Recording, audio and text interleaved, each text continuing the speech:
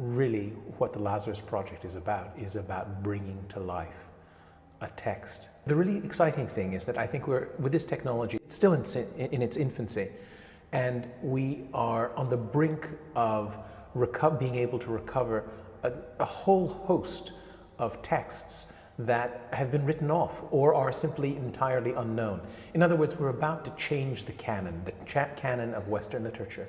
And if we get to Japan and China, perhaps we can do the same for Eastern literature. So I think of it as a renaissance of the past.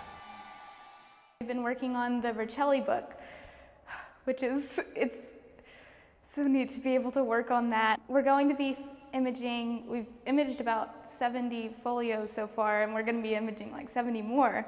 And the next ones that we're imaging is the poem The Dream of the Rude, which I had actually read in high school in my English class. So it's going to be even more, it's just going to be so amazing to be able to touch the actual document that I was reading on just like a piece of paper in high school.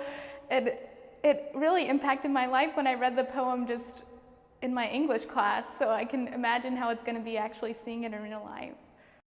The Mappa Mundi, it's thought to be a 9th century map of the world. And previous to actually seeing it, I didn't quite understand what that meant, because it's not just a geographical representation of the world. It incorporates cultural knowledge of the different areas and really tracks the spread of culture between countries.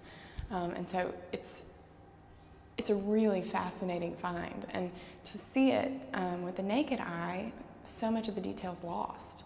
And Mr. Boydson's had real success with the UV lighting using UV filters, and has just brought out a lot of pictures. Pictorially, visually, it's extremely exciting to look at, just because it's so, you've got all these graphic representations. It's a dream. It really is a dream. I can't believe that I've had the opportunity to come here and be a part of imaging these old documents, bringing them to life. Never thought in a million years I would be able to do this. And then it's also made me think about the future. Like, what does this mean for me? Why am I here? Obviously, there's a reason behind that. And so it'll be interesting to see how this one opportunity will begin to blossom into something great. Working with these documents, it's unreal. These are just priceless artifacts, and just thinking about how few people have actually seen these, and the ones that have are field experts. This is what their careers are, their lives are dedicated to. And me as an undergraduate student, a sophomore, having access to these things, being able to touch them, actually work with them, it's just an absolutely wonderful experience.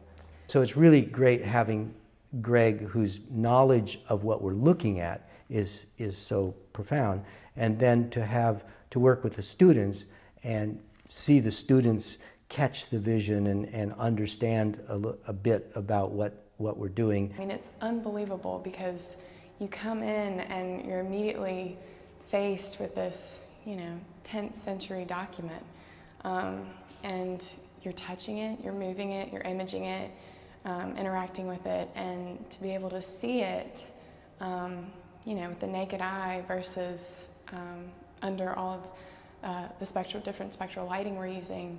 I mean, the results are amazing, and we haven't even begun starting the full layering process of the images, and you can see dramatic differences. So it's really just thrilling.